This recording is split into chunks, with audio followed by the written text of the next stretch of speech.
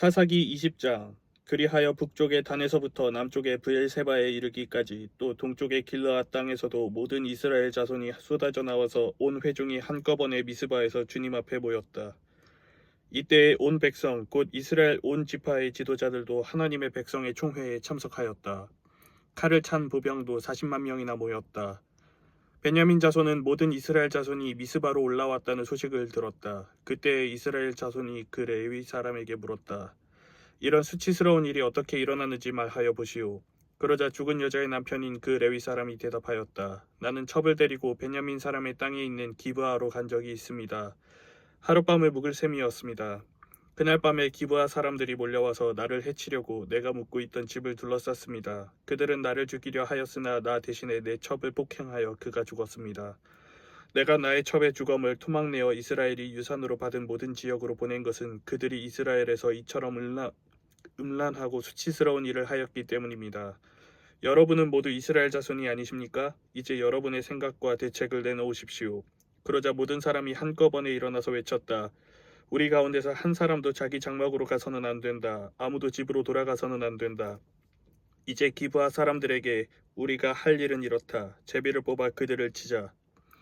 이스라엘의 모든 지파에서 100명마다 10명을, 1000명마다 100명을, 10,000명마다 1000명을 뽑아서 그들에게 군인들이 먹을 양식을 마련하게 하고 군인들은 베냐민 땅에 있는 기브아로 가서 기브아 사람이 이스라엘 안에서 저지른 이 모든 수치스러운 일을 벌하게 하자.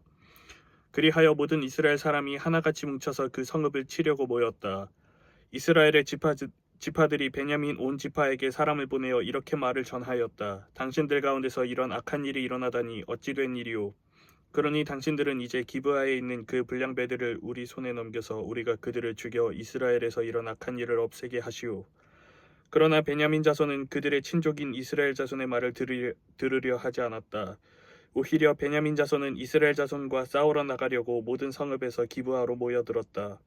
그날에 모여든 베냐민 자손은 기브아의 주민들 가운데서 뽑은 700명 외에도 각 성읍에서 나온 칼을 쓸 줄 아는 사람 26,000명이 합세하였다.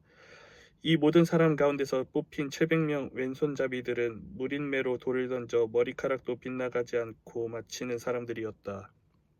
이스라엘 사람들에게는 베냐민 자손을 제외하고도 칼을 쓸 줄 아는 사람이 40만 명이나 있었는데 그들은 모두 잘 싸우는 용사였다. 이스라엘 자손이 일어나 베델로 올라가서 하나님께 여쭈었다. 우리 가운데 어느 지파가 먼저 올라가서 베냐민 자손과 싸워야 합니까? 주님께서 말씀하셨다. 유다 지파가 먼저 올라가거라. 다음 날 아침에 이스라엘 자손이 출동하여 기브아 맞은편에 진을 쳤다.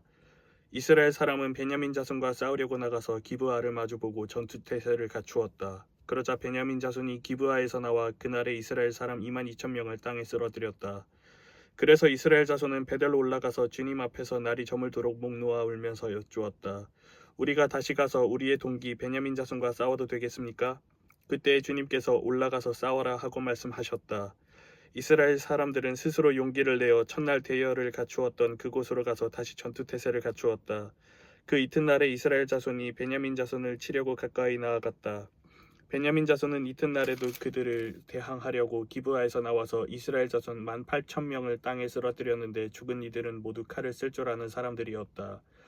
그러자 온 이스라엘 자손은 베델로 올라가서 주님 앞에서 목 놓아 울었다. 그들은 거기에 앉아서 날이 저물도록 금식하고 주님께 화목제와 번제를 드리고 주님께 여쭈었다. 그때는 하나님의 언약궤가 베델에 있었고 아론의 손자이며 엘르아살의 아들인 비느하스가 제사장으로 있는 때였다. 우리가 또다시 올라가서 우리의 동기 베냐민 자손과 싸워도 되겠습니까? 아니면 그만두어야 하겠습니까? 주님께서 말씀하셨다. 올라가거라. 내일은 틀림없이 내가 그들을 너희 손에 넘겨주겠다. 이스라엘이 기브아 둘레에 군인들을 매복시켰다. 사흘째 되는 날 이스라엘 자손은 베냐민 자손을 치러 올라가서 전과 마찬가지로 기브아 쪽으로 전투태세를 갖추었다. 베냐민 자손도 그들을 대항하려고 나왔으나 꿰매 빠져 성읍에서 멀리 떠나게 되었다. 베냐민 자손은 한쪽은 베델로 올라가는 길과 만나고 다른 한쪽은 기브아로 가는 길과 만나는 큰 길과들에서 전과 같이 이스라엘 자손을 치기 시작하여 그들을 30명가량 죽였다. 그러자 베냐민 자손은 이스라엘 자손이 처음과 같이 자기들에게 지고 있다고 생각하였다. 그러나 이스라엘 자손은 우리가 도망치는 척하여 그들을 성읍에서 큰 길까지 꿰어내자 하고 말하였다. 그때 모든 이스라엘 주력 부대는 자기들이 있던 자리에서 일어나 바알다말에서 대열을 갖추었으며 이스라엘의 매복 부대는 기브아 주변에 숨어 있다가 거기에서 쏟아져 나왔다. 온 이스라엘에서 뽑힌 10,000명이 기브아 정면에 이르자 전투는 치열해졌다. 그러나 베냐민 자손은 자기들에게 재앙이 미친 것을 알지 못하였다.